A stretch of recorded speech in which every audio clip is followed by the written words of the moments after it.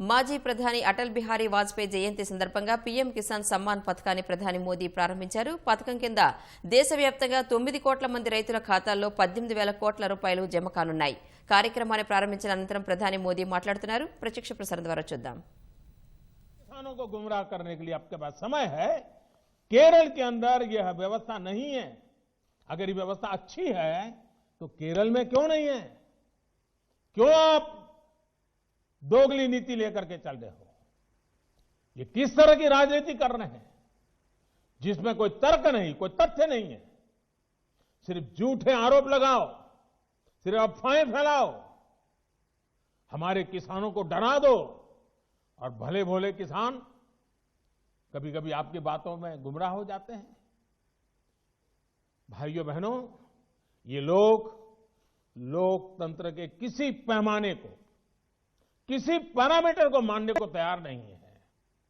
इन्हें सिर्फ अपना लाभ, अपना स्वार्थ नजर आ रहा है. और मैं जितनी बातें बता रहा हूं किसानों के लिए नहीं बोल रहा हूं.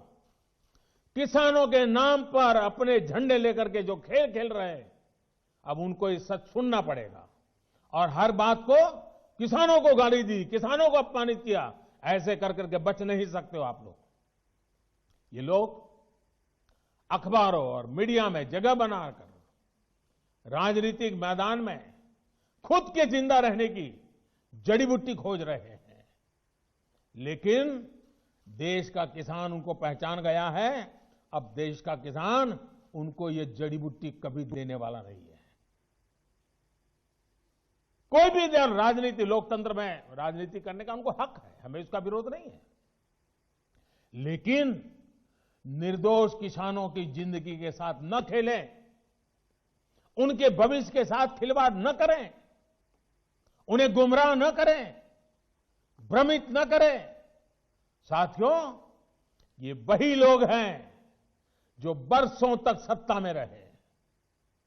इनकी नीतियों की वजह से देश की कृषि और किसान का उतना विकास नहीं हो पाया जितना उसमें सामर्थ्य था. पहले की सरकारों की नीतियों की वजह से सबसे ज्यादा बर्बाद वो किसान हुआ जिसके पास न तो ज्यादा जमीन थी, न ज्यादा संसाधन. इस छोटे किसान को बैंकों से पैसा नहीं मिलता था क्योंकि उसके पास तो बैंक खाता तक नहीं था. पहले के समय में जो फसल बीमा योजना थी, उसका लाभ भी इन छोटे किसानों के लिए तो कहीं नामो निशान नहीं था. कोई इक्का दुक्का कहीं मिल जाए तो अलग बात है. इस छोटे किसान को खेत सिंचने के लिए न पानी मिलता था, न बिजली मिलती थी. वो हमारा बेचारा गरीब किसान अपना खून पसीना लगाकर वो खेतों में जो पैदा भी करता था, उसे बेचने में भी उसकी हालत खराब हो जाती थी. इस छोटे किसान की सुध लेने वाला कोई नहीं था. और आज मैं देशवासियों को फिर याद दिलाना चाहता हूं, देश में इन किसानों की संख्या छोटी नहीं है. जिनके साथ यह अन्याय किया गया है ना, ये संख्या 80% से ज्यादा किसान इस देश में हैं. करीब करीब 10 करोड़ से भी ज्यादा, जो इतने वर्षों तक सत्ता में रहे, उन्होंने इन किसानों को अपने हाल पर छोड़ दिया था. चुनाव होते रहे, सरकारें बनती रही, रिपोर्ट आती रही, आयोग बनते रहे, वादे करो भुला दो, करो भुला दो, यही सब हुआ. लेकिन किसान की स्थिति नहीं बदली. नतीजा क्या हुआ? गरीब किसान और गरीब होता गया. क्या देश में इस स्थिति को बदलना आवश्यक नहीं था? मेरे किसान भाइयों और बहनों, 2014 में सरकार बनने के बाद हमारी सरकार ने नई अप्रोच के साथ काम करना शुरू किया. हमने देश के किसान की छोटी छोटी दिक्कतों और कृषि के आधुनिकीकरण, उसे भविष्य की जरूरतों के लिए तैयार करने, दोनों पर एक साथ ध्यान दिया. हम बहुत सुनते थे कि उस देश में खेती इतनी आधुनिक है, वहां का किसान इतना समृद्ध है। कभी इजराइल का उदाहरण सुनते रहते थे।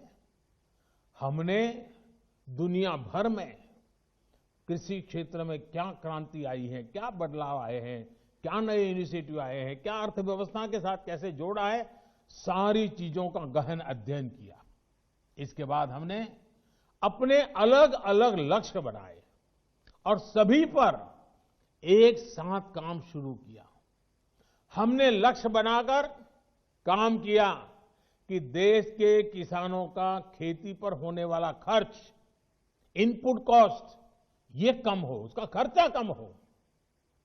सॉइल हेल्थ कार्ड, यूरिया की नीम कोटिंग, लाखों की संख्या में सोलर पंप, ये सारी योजनाएं उनका इनपुट कॉस्ट कम करने के लिए एक के बाद एक उठाई। हमारी सरकार ने प्रयास किया कि किसान के पास एक बेहतर फसल बीमा कवच हो। आज देश के करोड़ों किसानों को पीएम फसल बीमा योजना का लाभ हो रहा है। और मेरे प्यारे किसान भाइयों बहनों, अभी जब मैं किसान भाइयों से बात कर रहा था तो मुझे हमारे महाराष्ट्र लातूर के गणेश जी ने बताया कि 2,500 रुपया उन्होंने दिया और 54,000 रुपया करीब करीब मिला। मामूली प्रीमियम के बदले किसानों को पिछले साल में 87,000 करोड़ रुपए क्लेम राशि मिली है। 87 यानी करीब करीब 90,000 करोड़ मामूली प्रीमियम दिया किसानों ने। मुसीबत के समय ये फसल बीमा उनको काम आया। हमने इस लक्ष्य पर भी काम किया कि देश के किसान पास खेत में सिंचाई की पर्याप्त सुविधा हो। हम दशकों पुरानी सिंचाई योजनाओं पूरा कराने के साथ ही देश भर में पर ड्रॉप मोर क्रॉप के मंत्र के साथ माइक्रो इरिगेशन को भी बढ़ावा दे रहे हैं।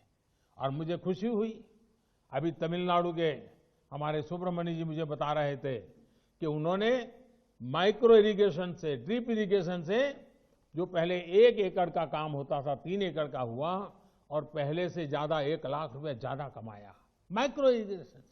साथियों, हमारी सरकार ने प्रयास किया कि देश के किसानों को फसल की उचित कीमत मिले। हमने लंबे समय से लटकी स्वामीनाथन कमेटी की रिपोर्ट के अनुसार लागत का 1.5 गुना एमएसपी किसानों को दिया। पहले कुछ ही फसलों पर एमएसपी मिलती थी, हमने उनकी भी संख्या बढ़ाई। पहले एमएसपी का ऐलान अखबारों में छोटी सी जरा जगह बनाना खबर के तौर पर आप छपता था, किसानों तक लाभ नहीं पहुंचता।